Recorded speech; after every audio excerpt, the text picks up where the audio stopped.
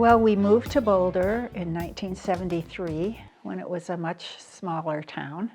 And as soon as we moved here, we started exploring the hills and trails around Boulder. And that's really where I have spent a lot of my time. I don't know the downtown near as well as I know the hills and trails. Particularly the trail around Wonderland Lake, which is a half-mile from here, do feature in my stories. 3 of my books have basis in Boulder. The first one, Leaves in Her Hair, was set in Louisville, Kentucky, where I lived back in the 60s. The other 3 books are set at least partially here. The Purest Gold is a historical novel set in 1886, and so there we see Boulder at that time, and I did a lot of research to create an 1886 Boulder. Song of Illyria and Never Again are set in 2011, and they're set right here in Boulder. And Wonderland Lake, which is nearby, features in both of them. When I came here to Boulder, I was freelance teaching dance.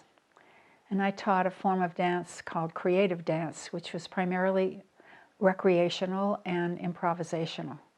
I wasn't really into training professional dancers, but really getting regular folks to move their bodies and enjoy it and improvise in groups.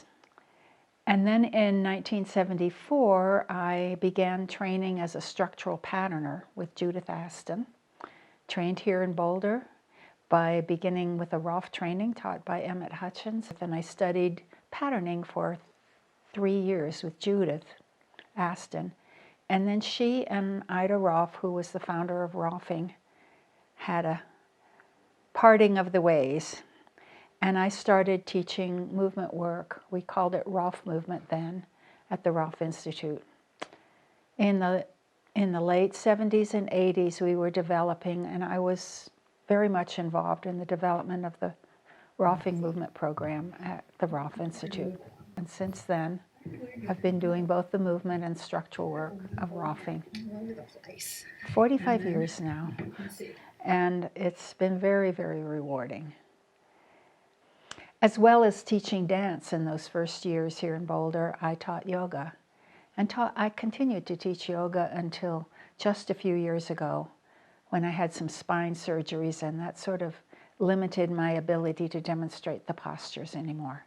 But I still practice it. Yoga's been part of my life for 54 years now.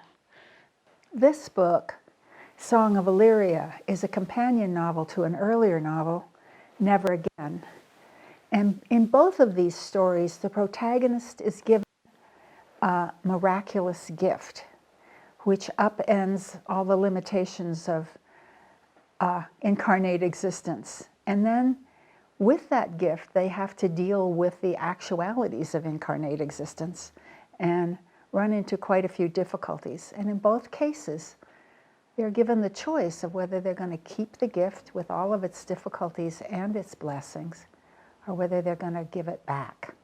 You know, when you write a science fiction book, often the underlying question is, what if? And with Never Again, the question was, what if this old woman is suddenly totally healed of all the ravages of aging and has the body of a young woman again?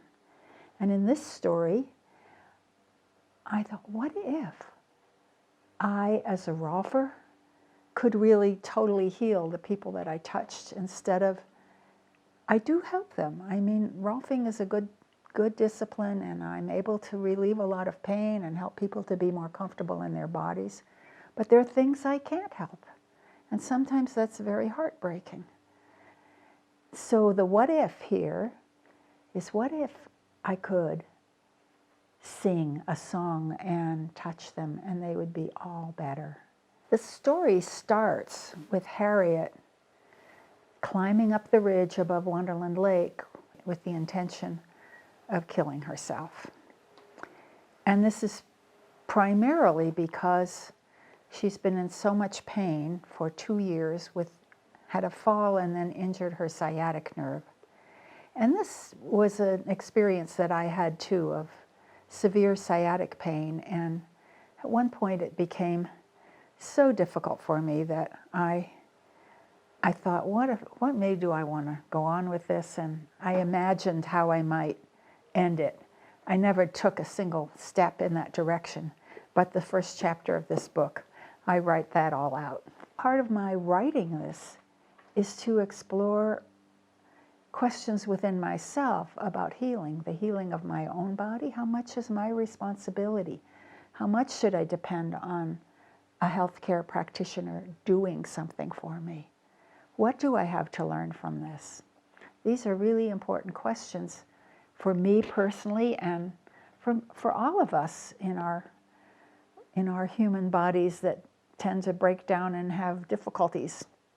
Harriet received the gift of healing song. This is how I describe it in the story. Resonant with overtones and exquisite harmonies, like nothing Harriet had ever heard or imagined. So this song she first experiences when she comes back to consciousness after being rescued, but she doesn't know by whom or how the song came to her. And then the first thing that happens for her is that she notices that she's completely healed of her sciatica. And that's a huge miracle because it was so bad she wanted to die of it. So chapter 19 is a pretty important turning point in the novel. And in that chapter, Harriet is invited by one of her patients who works in a nursing home to come and give a concert to the nursing home residents. I want to read a little bit from this part of the story. A bent old man rolled his wheelchair up to Harriet. "Sing for me too," he begged. "I want to walk again." Still kneeling on the floor, Harriet looked up into his faded, watery eyes. The song was rising in her, pressing her from the inside. Behind the man in the wheelchair were 30 or more people, all focused on her with longing in their faces. Harriet felt as if she stood on a precipice. Glimpsing the consequences of what she was about to do, she wavered, but only for a moment. She got up off the floor and laid her hands on the shoulders of the man in the wheelchair. The song burst forth. All afternoon, she sang and touched. The song barely paused as she moved from one to the next.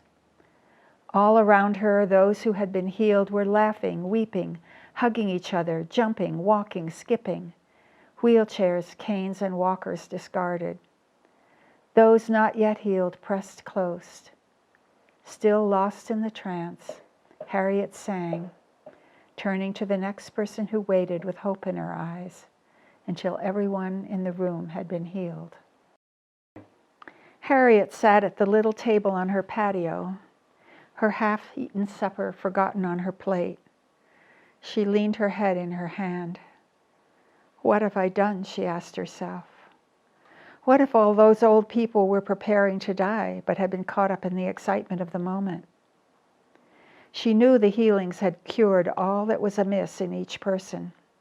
Even though they still had white hair and wrinkled faces, they were completely healthy. How would they live now? How long? Did they want to continue to live a long time? Would the healing last? She remembered the tumor that had come back in her mother's lung. What if they left the nursing home feeling fine and all their difficulties came back? She sighed and rubbed her brow. I don't know what I'm doing, she thought. Maybe I've made a terrible mistake. And of course they would tell people, just when Brenda had finally established some order in the practice. What had come over her that she had acted so impulsively, abandoned all caution? There were even more difficulties than Harriet imagined. She was summoned to talk with Mrs. Maloney, the head nurse and proprietor of the nursing home. I suppose you saw as you came in, Mrs. Maloney said, everything's in an uproar here. You were invited only to give a concert. What were you thinking? Harriet drew in her breath. I didn't plan it, she managed finally. I did give a concert and was ready to leave when Lydia fell. They just told me she was just recovering from a broken hip. I couldn't turn away. She lifted her head again and looked into Mrs. Maloney's face. Don't you care about your patients? Aren't you glad they're well now and out of pain, able to move freely again, live a little longer? Mrs. Maloney jutted her chin out. Of course I care. Why do you think I'm concerned? Living longer. Where will they go? Some of them have families, but maybe those families don't want their elderly relative moving in. What if they don't have families? How are they going to support themselves? What are they going to do with their lives now that their lives aren't ending after all? You should know that some of those people who are leaving had signed a do not resuscitate order. I think it's a story for anyone who's had a health crisis in their life, and most of us, by the time we've gone very far along, have had at least one of those. I also am really interested in having this read by people who are in the healing arts, because these are questions that we all deal with. And older people also would be very interested in this, because by the time we get into our 60s, 70s, 80s, we are definitely looking at the ravages of aging. And how do we deal with them?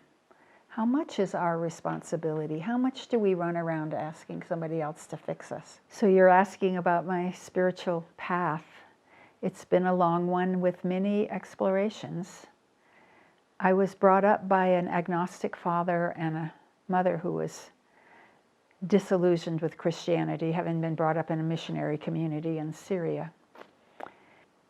Was something of an unbeliever because of my father's influence, but then when I married Sam Keene and when I was 18 years old, I met his mother, who was a very devout evangelical Christian, and she converted me.